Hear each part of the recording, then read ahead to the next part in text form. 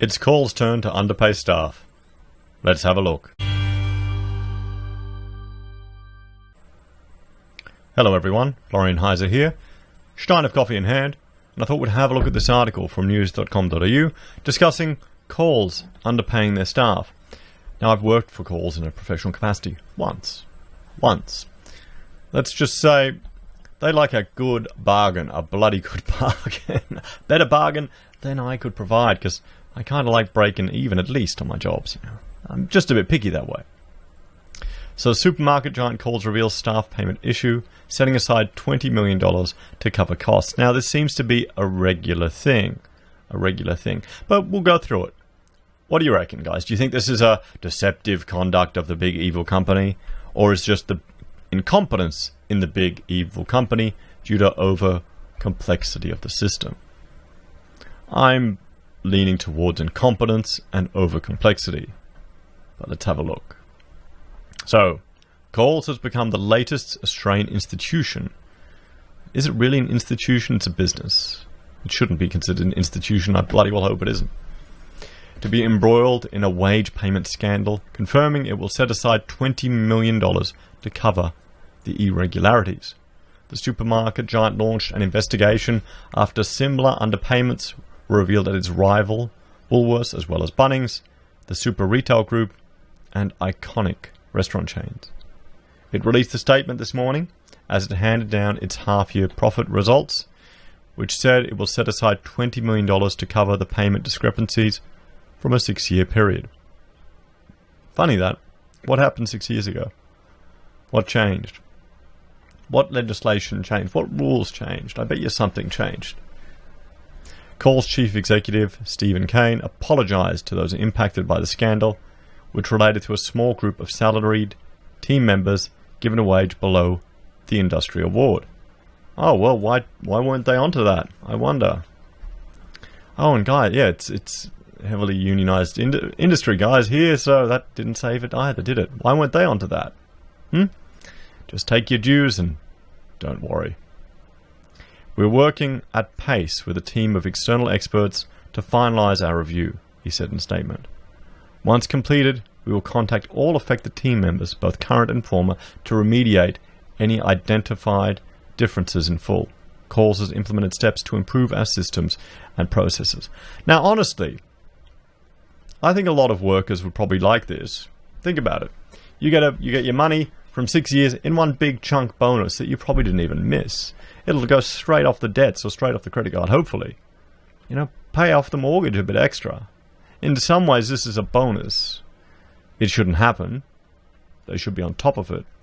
But what does it tell you when all these big businesses, all of them, again and again and again, are getting caught up in the complexities of our system? Maybe one could make the argument that maybe our awards and payroll system is a little bit complex. Is it necessary to be that complex? Could we simplify it? Could we simplify it to the fact where an employee could tell if they're getting underpaid?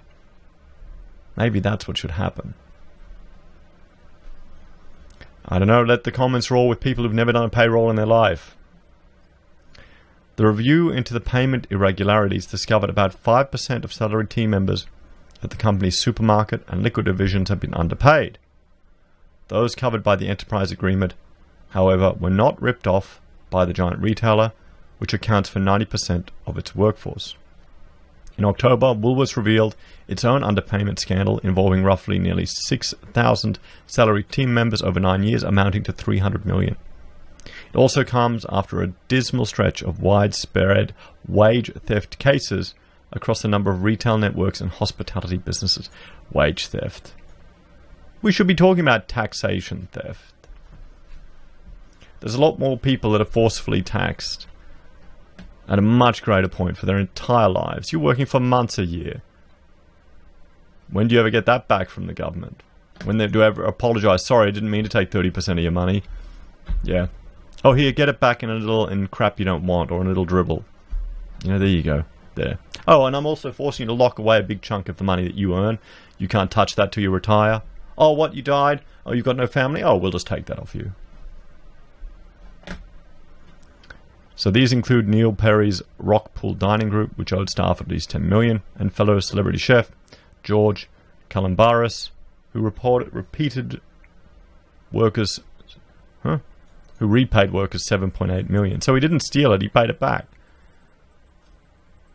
So, calls retail giant $20 million in underpayments for its salaried team members across its supermarket and liquor businesses for at least 6 years.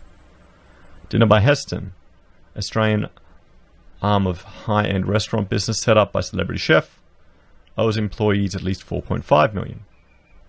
Woolworths, 5,700 staff, as much as $300 million in unpaid wages, dating back over 9 years.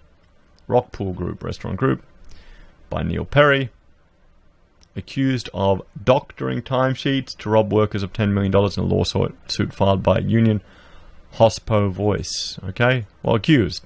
So we don't know if that's happened yet. I hope it hasn't. Michael Hill Jeweller said it would be repaying its retail staff up to $25 million in wages after finding errors in its application of the retail award. And here it is, guys. This is errors. Most of this is errors. It's to do with the complexity of this stuff. It's not like the 7-Eleven where they're paying people and then taking the money back. That's different. That's different to this. This is bloody complex award systems. Most workers probably won't even be able to work out what they earn, what they're on, what they're meant to be paid.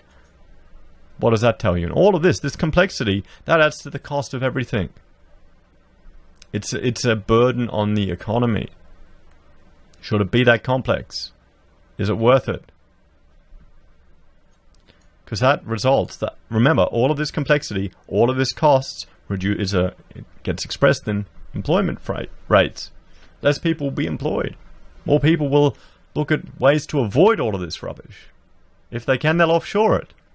Or they'll go like Woolworths and Coles. They'll start creating robot checkouts. They'll reduce their workforce. Like Australia's manufacturing industry that's non-existent. George Kalambaris, celebrity chef's restaurant, underpaid more than 500 current and former workers to the tune of $7.83 million. In 2017, Kalambaris was found guilty of underpaying 162 of his employees, a total of $2.6 million. There you go. Coffee Club. Cafe in Blacktown, Sydney, ordered to back pay a former waitress close to $37,000 after they underpaid her for more than 2 years. Subway. Fair Work Ombudsman has recovered nearly $82,000 in unpaid wages for workers at 18 Subway franchises in New South Wales, Victoria and Queensland. Bunnings. Payroll error resulted in some part-time workers receiving incorrect superannuation payments for the past 8 years. Here's the thing. How many people know how much super they're getting? How many people watch it and check? It's one thing that annoyed me the most was when young people wouldn't even realize how much they cost to employ them. They wouldn't realize that super was a cost to us, and it's their money. Wesfarmers, up to 6,000 current and former employees at Wesfarmers Industrial Division, underpaid an estimated $15 million. 7-Eleven. Oh, here we go. Here's the dodgy one. Implicated in the chain's cash-backed wage exploitation scam in which workers were forced to withdraw and hand back part of their pay to their employer. Yeah, that's just ludicrous. That's definitely dodgy. Eagers, Brisbane car dealership, underpaid 6,200 workers $4.5 million over 7 years. And more than $40 million in unpaid wages was handed back to Australian workers in the past financial year. The Fair Work Ombudsman recovered money from 17,718 workers in 2018-19. So, I mean, this is a mix of what I would consider errors and what I would consider unscrupulous and unethical businesses. We'll have to see what it all leads to. But I'd argue the fact that the workers couldn't tell for 7 years that you're underpaid or didn't realize your super was underpaid for that long, what does that tell you about the system? Should be a bit simpler, shouldn't it? Shouldn't be that complicated. The revelation comes as the company reported earnings of $725 million, confirming its earlier predictions of a strong Christmas period underpinned by a vastly improved second quarter performance. Sales growth in its key local supermarket division rose to 3.6%, lifting second half comparative sales growth to 2% after a dismal first quarter. Calls surprised the market earlier this month when it flagged earnings guidance of between 710 and 730 million for the 6 month to January 5, easily beating the 660 million to 690 million that had been expected. The company's liquor division remains under pressure, however, as a result of a range of reviews and discounting activities. Mr. Kane said the summer's bushfires had also had an impact on liquor volumes, and a review of operations and an update will be provided at the full year results announcement. Calls' 0.4% jump in first half year retail earnings does not account for a number of non-repeating items, including new lease provisions, fuel, sales agreements, and the cycling out of a discontinued operation such as Kmart, Target, and Officeworks following the 2018 demerger from West Farmers. As such, net profit for the period was down 33% to 498 million. So there we have it, guys. There we have it. Calls is the latest line of businesses that is underpaid staff. What do you think? Do you think it is systematic, widespread abuse? Or is it overly complex awards that no one understands? Fight it out in the comments below, guys. Let me know your opinions. How would you fix it? How would you fix it? Do you have staff? Do they understand how much they're worth? How much they cost? How much they earn?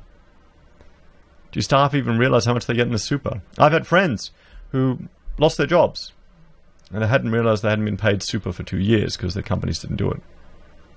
Perhaps this is why the ATO is moving to one-touch payment, where everything goes through the government, even paying your workers.